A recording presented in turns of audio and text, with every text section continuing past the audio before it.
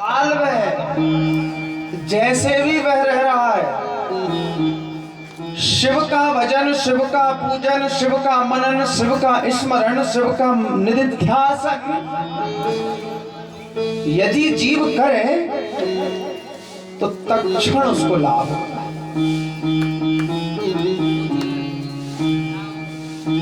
इसीलिए हमारे महापुरुषों ने लिखा है, घर छोड़ के वन में वास कियो, मन वासना त्याग कियो ही नहीं, पंच केस बढ़ाए के धूनी तपे, सद्भोग हरि को दियो ही नहीं,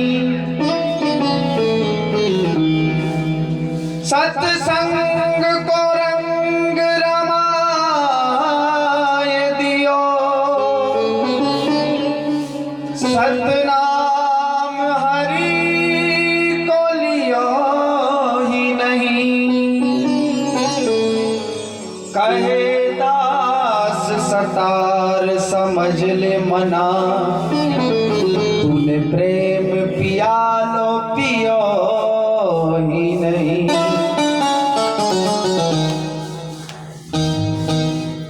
इसीलिए भैया क्षण भंगुर जीवन की कलिका, कल प्रात को जाने खिली ना खिली। इसीलिए सत्संग मम चलबते पुरुषो यदावि। सत्संग में आने के लोग के बीच में कई प्रकार की भ्रांतियां प्रकट हुई है। उन्होंने कहा कथा करके आप क्या करोगे, कथा के नुकसान को गिनाते हैं, कथा के फायदे उनको पता नहीं है। वो यही कहते हैं कि कथा को करने से क्या होता है, 3 घंटा जाके बैठ गए,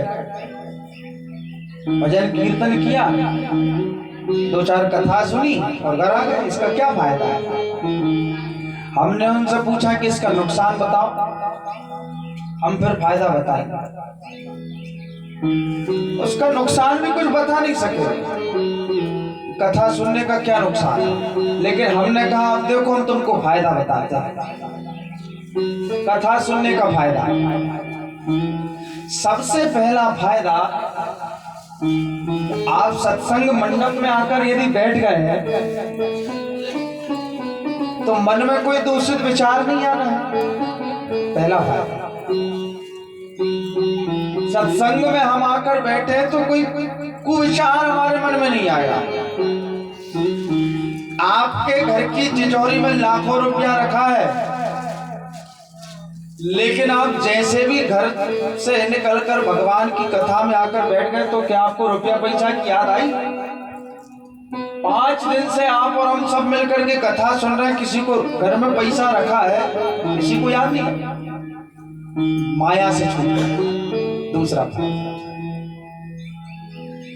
तीसरा फायदा, असंग से बच गए, कुसंग से बच गए, हम असंग हो गए।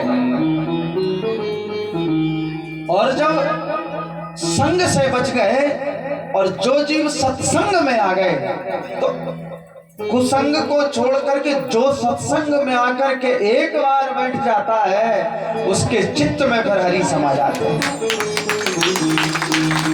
इसलिए सत्संग मम चलबते पुरुषो यदावि। मन की वासनाओं का परित्याग कराने वाली हरि की कथा, शिव की कथा है। और हरि चर्चा की विशेषता है, सत्संग को रंग रमाए दियो, सतना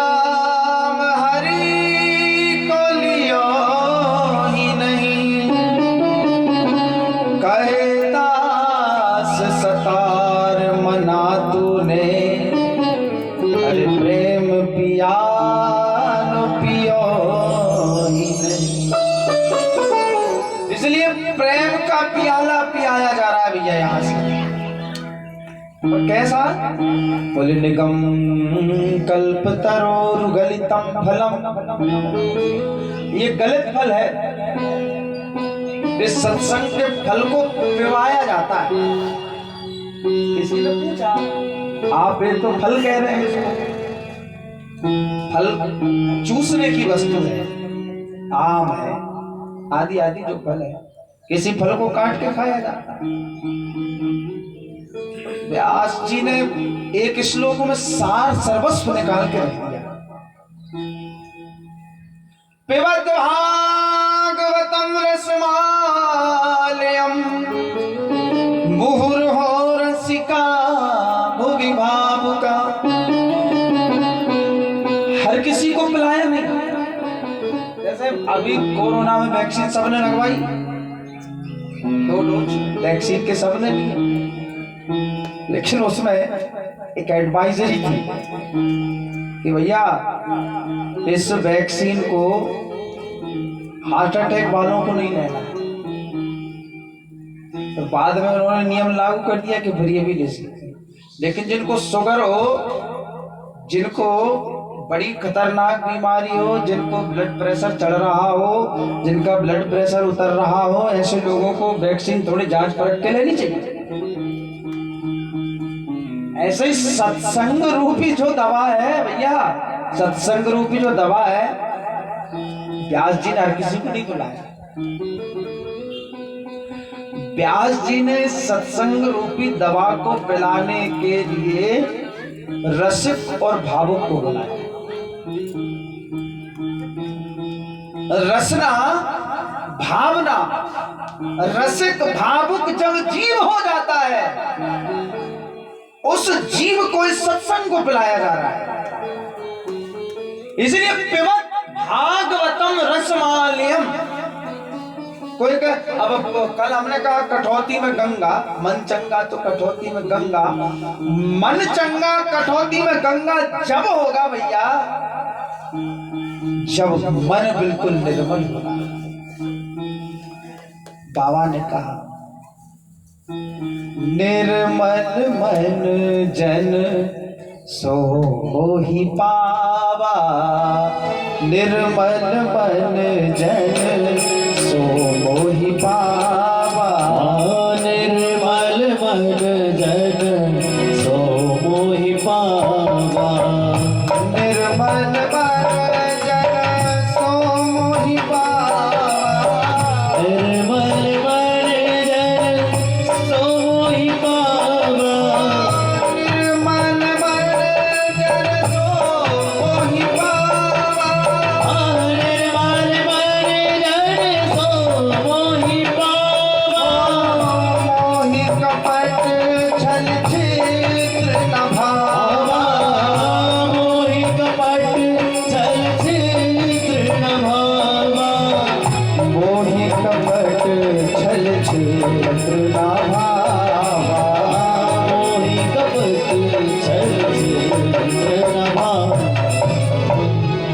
घर में सब बैठे हुए हैं लेकिन सत्संग चल रहा है। उसमें से व्यास जी ने कुछ चुनिंदा लोगों को बुलाया। अब कहते हैं कि भैया हमारे तो घर में चारों धाम, हम तो यही मान लेते हैं। कल मैंने आपको गृहस्थ आश्रम की महिमा परसों सुनाई।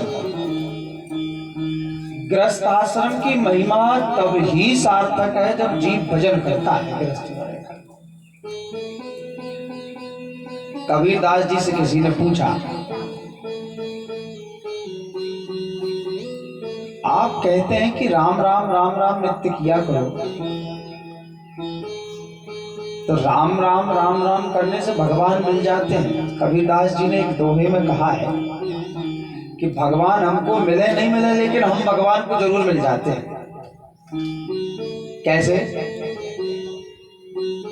बोले माला फेरत जगमुआ,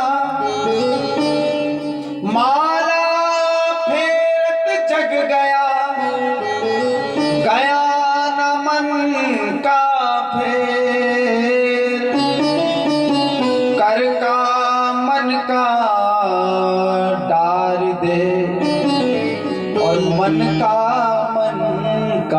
फेर। करका मन का माने एक करमाला होती है जो हाथों पर गिनकर फेरी जाती है। 1 2 3 4 5 6 7 8 9 10, इधर पे एक हाथ 10 बार। एक ये हो गई करमाला। एक हो गई मनके की माला। गौमुखी माला लेकर हाथ में फेरोती है मन का। कबीर दास जी इस दोहे में कह रहे हैं कि कर का मन का डाल दे और मन का पे।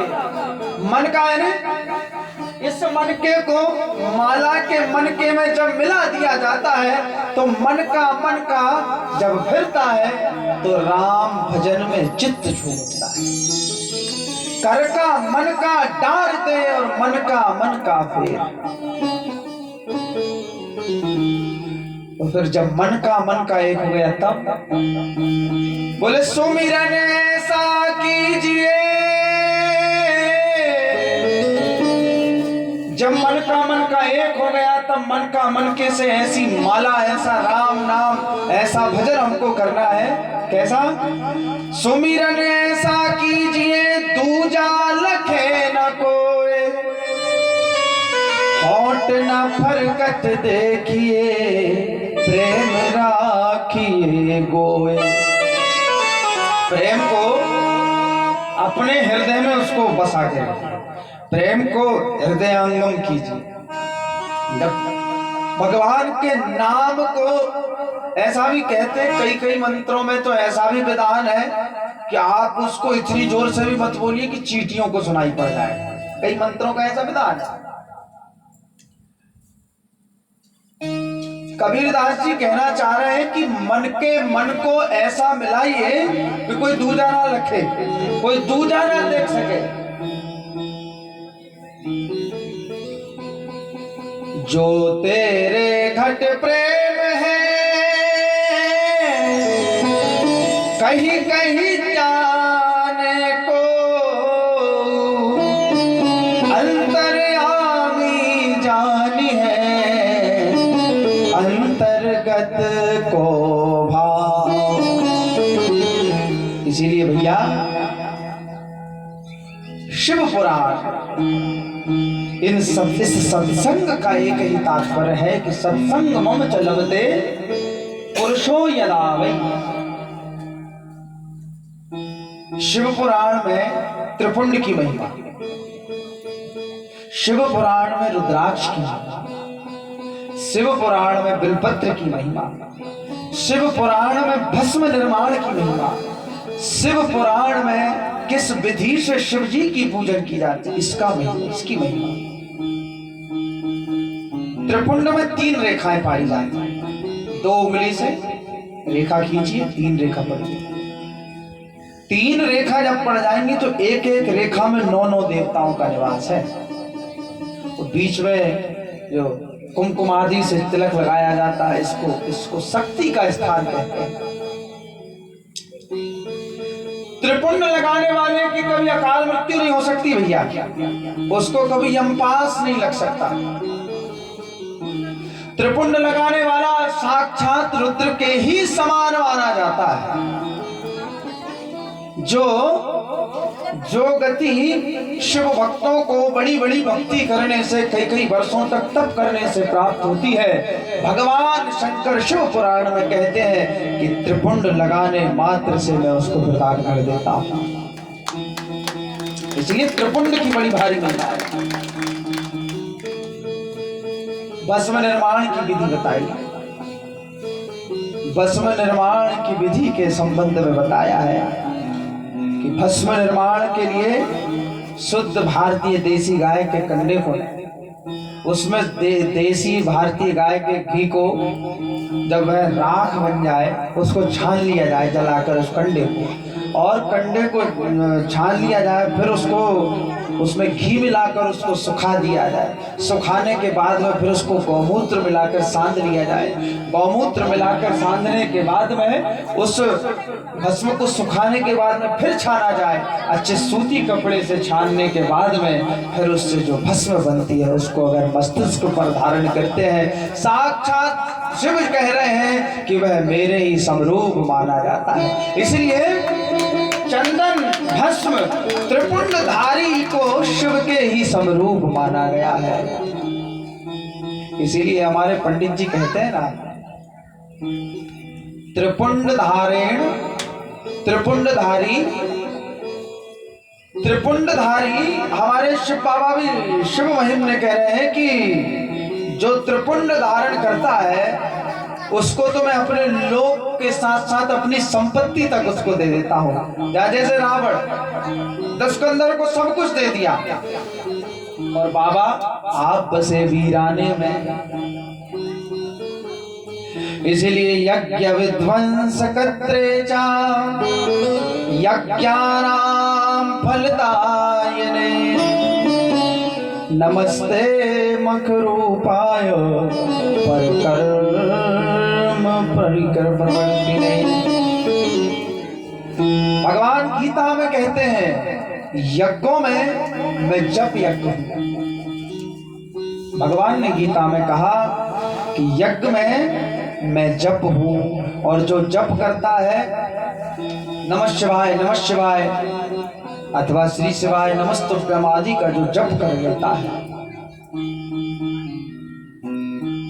वो ये एक एक मनके में एक एक नाम में भगवान के एक एक अवतारों को प्रकट करता है और भगवान की सेवा भी उसी से मानी जाती है। इसीलिए यज्ञों में भगवान जप यज्ञ है। इसीलिए जपात सिद्धिर जपात सिद्धिर जपात सिद्धिर जया।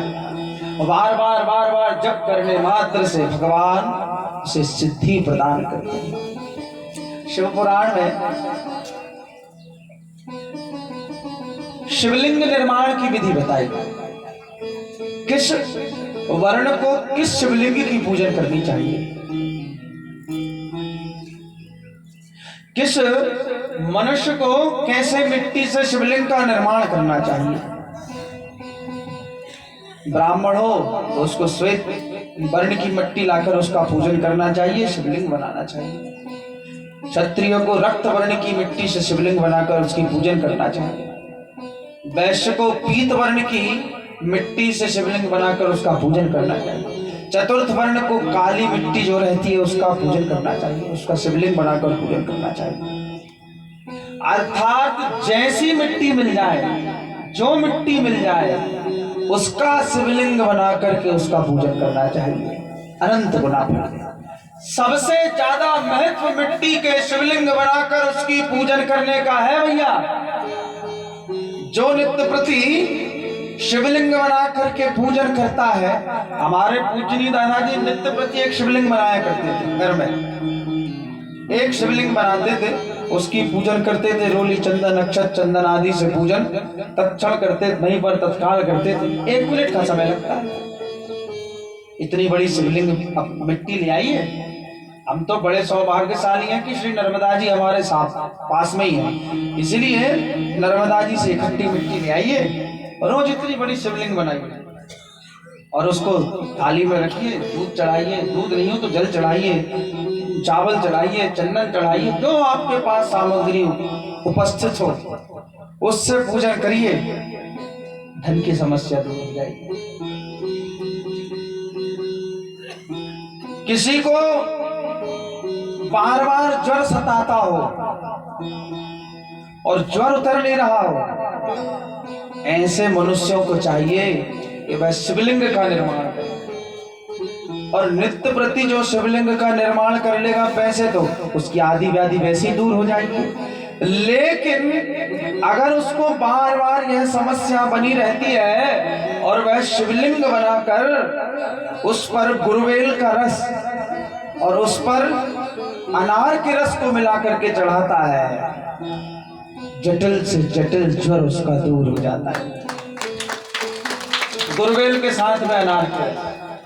क्योंकि कहा है श्री सूक्त में, आदित्य वर्णे तपसोधि जातो वनस्पतिस्तव वृक्षोत बल्वा तस्य फलानि तपसानुदन्तो मायंतराया क्षवाया लक्ष्मी।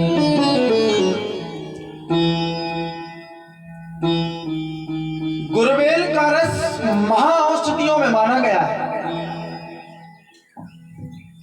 गुरुबेल जो है महाऔषधि का काम करती है। पीने के साथ साथ उसकी पूजन भी करी जाए, उसके रस से भगवान शिव का अभिषेक किया जाए, बड़ी बड़ी बीमारियां इससे शमन हो जाती है। दूसरा बताया, बिल्व वृक्ष को लगाने का बड़ा महत्व है। बिल्व वृक्ष को यदि कोई लगाता है तो उसको सतत क्रतु माने 100 यज्ञ जिसने किए हो उसके समान फल उसको प्राप्त होता है। लेकिन खबरदार, बिल्व वृक्ष को काटना शास्त्रों में बिल्कुल मना है। बीला के पेड़ को, आंवले के पेड़ को कभी काटा नहीं जाता।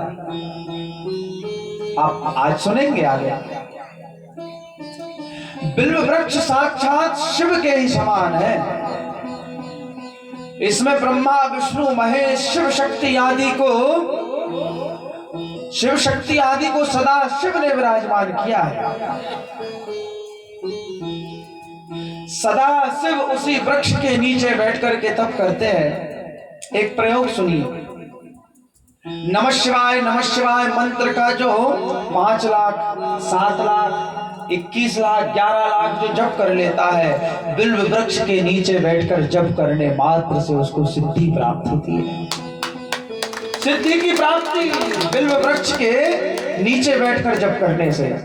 बिल्व वृक्ष के नीचे बैठा कर किसी ब्राह्मण को यदि भोजन करा दिया जाए तो एक ब्राह्मण को आप जिवाएंगे, लेकिन 10 ब्राह्मण को भोजन कराने का फल आपको मिलेगा। 10 को जमा दो तो 100 को जमा दो तो 1000 को। और तो और सुनिए बिल्व वृक्ष की महिमा।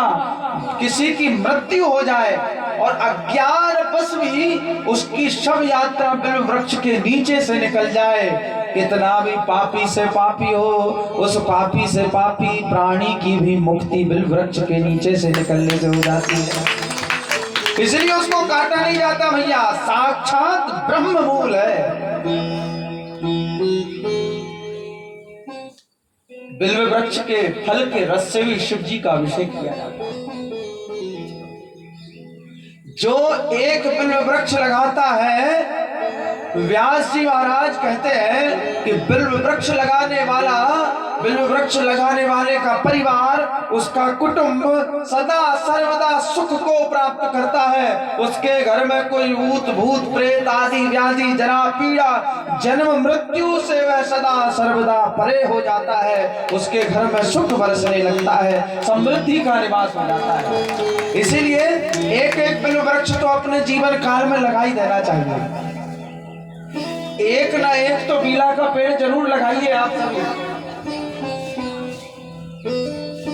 ऐसे ही आंवले के वृक्ष की महिमा है। आंवला नवमी के दिन जो आंवला की परिक्रमा कर लेता है, आंवले की परिक्रमा कर लेता है, उसको समस्त तीर्थों की परिक्रमा का फल मिल जाता है। भैया, गुरु शंकर रूपिणम भवानी शंकरो वंदे श्रद्धा विश्वास रूपिणो, ये विश्वास की बात है। शिव समान दाता नहीं, विपत विदारण, लज्जा सबकी राखी हो, शिवनंद के असवार। इसीलिए विश्वास की बात है।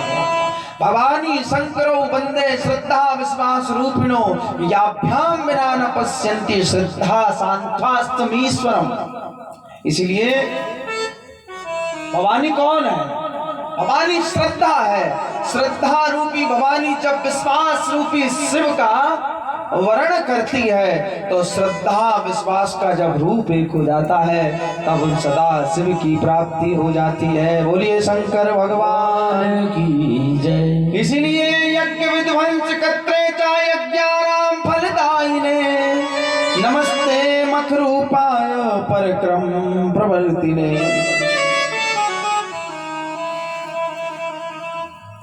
भगवान का और जीव का जो संबंध है वह महात्मा कहलाते हैं।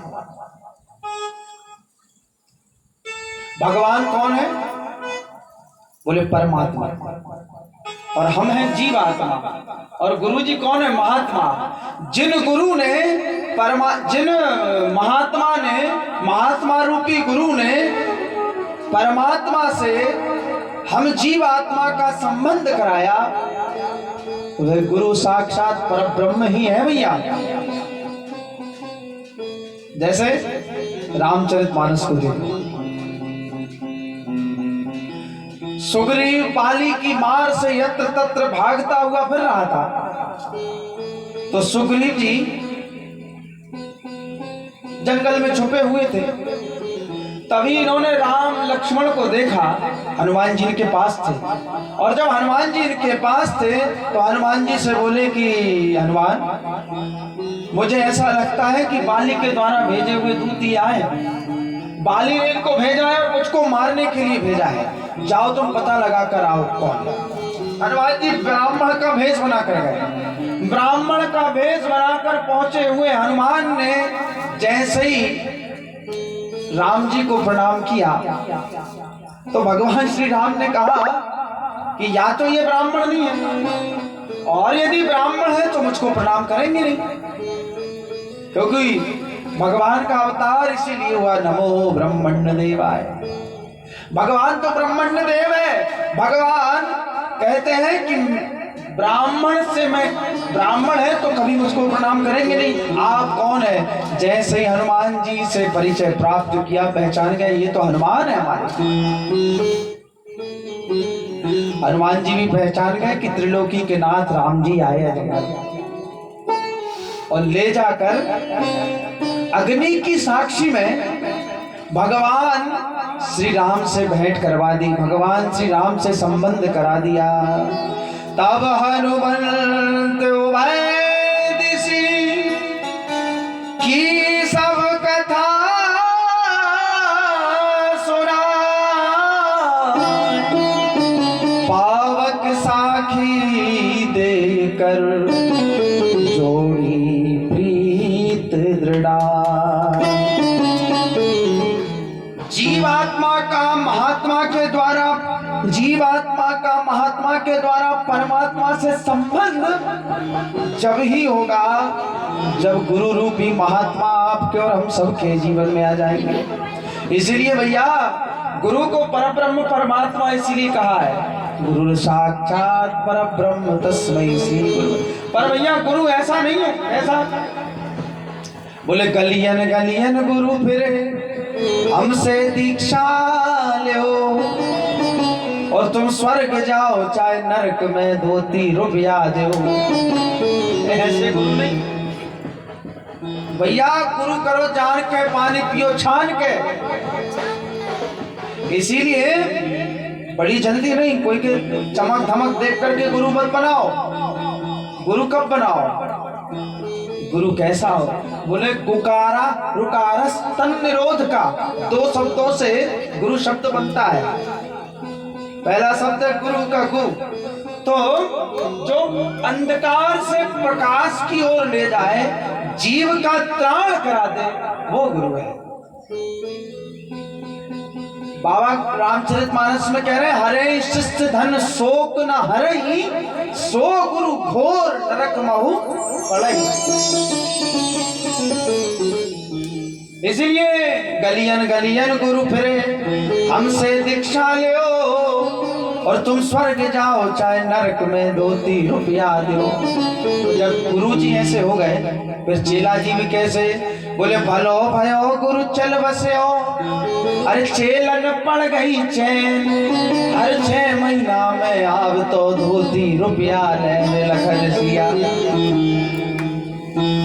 इसीलिए गुरु करो जान के, पानी पियो छान के। एक 10 रुपए का मटका लेते हैं तो 10 बार ठोक बजा के देखते हैं।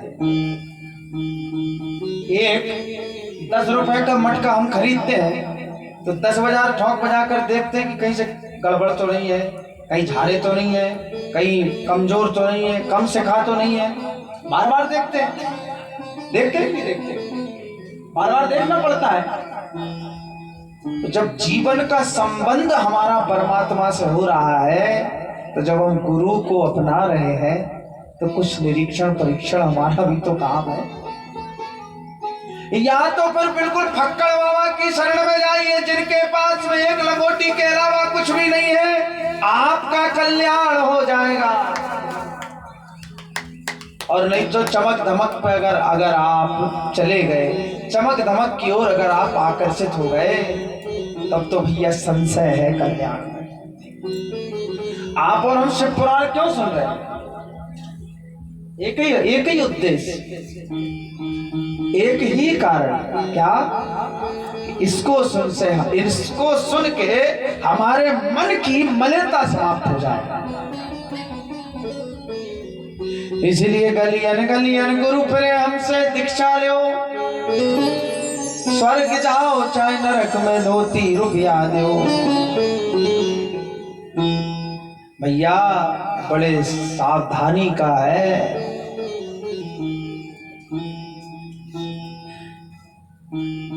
गुरु वह नहीं है जो शिष्य का धन देखकर उसको दीक्षा दे, उससे संबंध बनाए, उससे गुरु और शिष्य का जो संबंध है उसको स्थापित करे। गुरु वह है, चाहे मेरा शिष्य कैसा भी हो, अगर वह कुमार्ग पर जा रहा है तो मैं उसको रोक दूं। इसलिए 3 लोगों को कभी व्यर्थ झूठ नहीं बोलना चाहिए। कौन कौन? बोले सचिव वैद्य गुरु 3 जो, प्रिय वो नहीं भयास, राज धर्म तन 3 कर होए बेगही ना। 3 लोग अगर झूठ बोलेंगे तो इनका कल्याण नहीं होना है। कौन कौन? बोले सचिव, राजा का